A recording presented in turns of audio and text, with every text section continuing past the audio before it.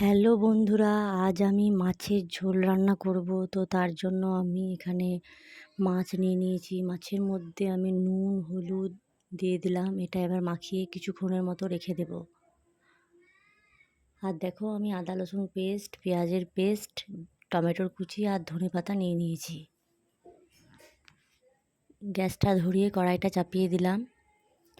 কড়াইটা গরম হয়ে গিয়েছে। এর মধ্যে আমি সর্ষের তেল দিয়ে দিলাম। তো দেখো, তেলটাও গরম হয়ে গিয়েছে। তো এর মধ্যে আমি মাছগুলো ছেড়ে দেব। মাছটা আমি ভেজে তুলে নেব। দেখো, মাছটা ভাজা হয়ে গিয়েছে। আবারও আমি কড়াই চাপিয়ে দিলাম। কড়াইয়ের মধ্যে তেল দিয়ে একটু চিনি দিয়ে দিলাম। চিনিটা হয়ে গিয়েছে লাল। তার মধ্যে আমি টমেটোর কুচি দিয়ে দিলাম। টমেটোর কুচিটা দিয়ে আমি একটু নাড়াচাড়া করে এর মধ্যে আমি পেঁয়াজটা যে পেস্ট করে রেখেছিলাম সেটা দিয়ে দেব। আর 1 চামচ আদা রসুন লঙ্কা বাটা দিয়ে দেব। তো এবারে এই মশলাটা আমি একটু নাড়াচাড়া করার পর এর মধ্যে দিয়ে দেবো নুন হলুদ জিরে গুঁড়ো লঙ্কার গুঁড়ো।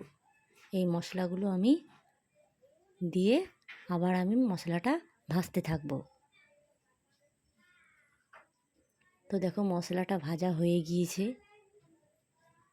এর মধ্যে আমি জল দিয়ে দেব। জল দিয়ে দিলাম। তো এর মধ্যে আমি আবার মাছগুলো দিয়ে দেবো একে একে।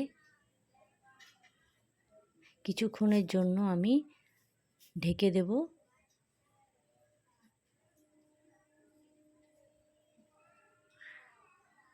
তো দেখো, মাছটা হয়ে গিয়েছে প্রায় মনে হচ্ছে। তো এটা আমি একটা পাত্রের মধ্যে ঢেলে নেব।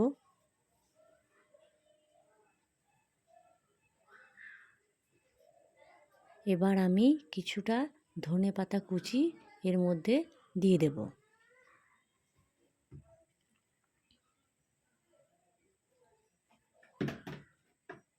দেখো, মাছটা রান্না হয়ে গিয়েছে। কেমন লাগছে কমেন্ট করে জানাবে।